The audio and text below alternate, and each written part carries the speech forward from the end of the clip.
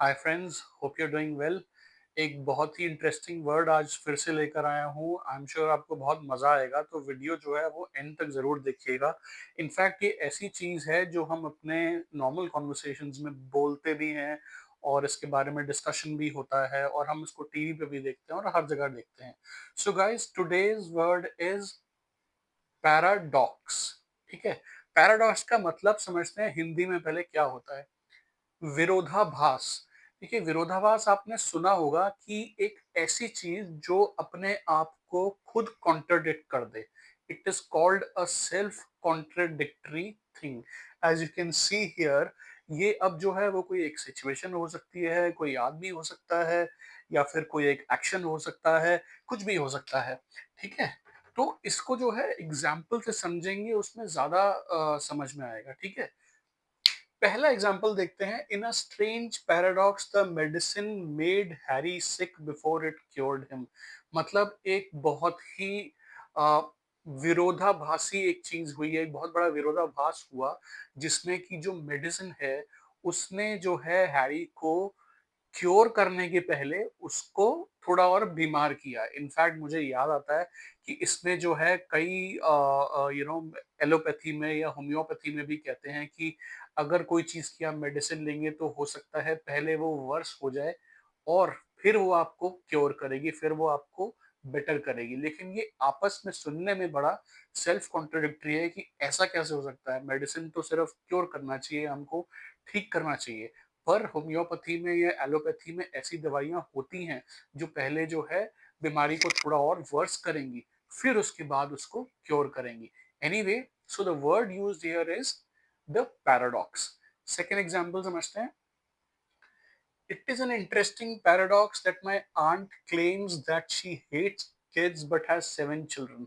देखिए, बड़ा ही काफी हंसने वाला वाक्य भी है ये, कि जो मेरी आंट हैं, मतलब मैं एक एग्जांपल ले रहा हूँ, वो कहती हैं कि उन्हें बच्चों से जो है वो ज्यादा प्यार नहीं है या वो नफरत करती हैं।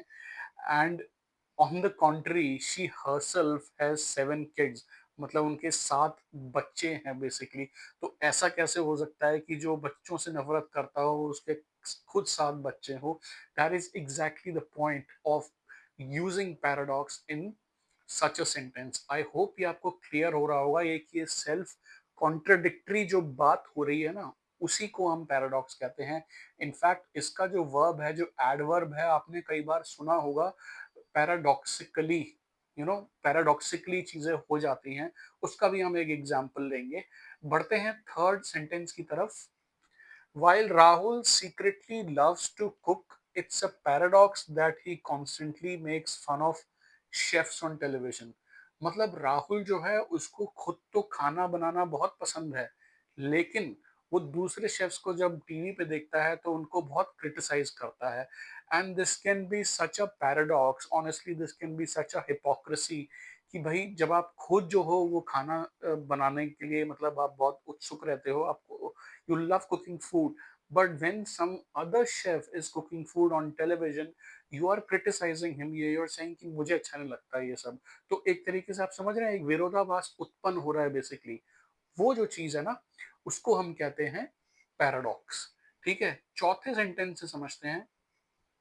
I love someone and then to kill them is such a paradox. Sorry, it's not saying I, it's saying to love someone. ये तो जो है ऐसी चीज है, मैंने कई बार अखबार में पढ़ा है या देखिए न्यूज चैनल्स में आता है कि कई बार कोई व्यक्ति किसी से बहुत ज्यादा प्रेम करता है जनरली, और पता चलता है कुछ दिनों बाद जो है उसी ने उसकी हत्या कर दी या उसको मार दिया।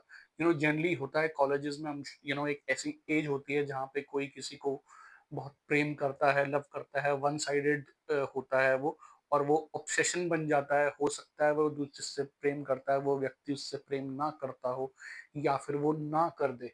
तो जैसे ही वो ना करता है या उसकी एडवांसेस को वो ज्यादा ध्यान नहीं देते, they become very obsessive about the person, they go on a different track altogether, कि भाई जिससे आप इतना ज्यादा प्यार करते हो आप उसी को मार देते हो। doesn't it sound very contradictory? but that is how it is used. This is the paradox कि कोई किसी व्यक्ति से इतना प्यार करे और फिर उसी को मार दे।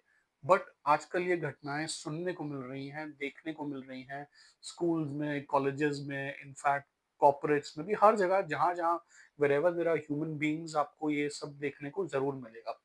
Essentially what I'm trying to say is that the word is very interesting और आपको अपने प्रैक्टिकल जो व्यक्तिगत जीवन है हम लोगों का, उसमें ये देखने को बहुत मिलेगा और अगली बार अगर आपको ऐसी कोई सिचुएशन, पर्सन या फिर कोई एक्शन दिखाई देता है, तो याद रखिएगा, ये वर्ड है पैराडॉक्स और इसको हम वहाँ यूज़ कर सकते हैं and you will feel really good after using this word, ठीक है? तो दोस्तों ये था आज का वर्ड। मैं आप लोगों से फिर मिलूँगा बड़ी जल्दी एक बहुत ही नए इंटरेस्टिंग वर्ड के साथ। तब तक के लिए पढ़ते रहिए, सीखते रहिए and please like, share and subscribe my channel अगर आपको लगता है मैंने कोई भी वैल्यू दी है, तो प्लीज़ मुझे सपोर्ट कीजिए, मेरे चैनल को सब्सक्राइब कीजिए and I'll keep on making these kind of videos. Anyway, I'll see you soon guys. Take care. Bye.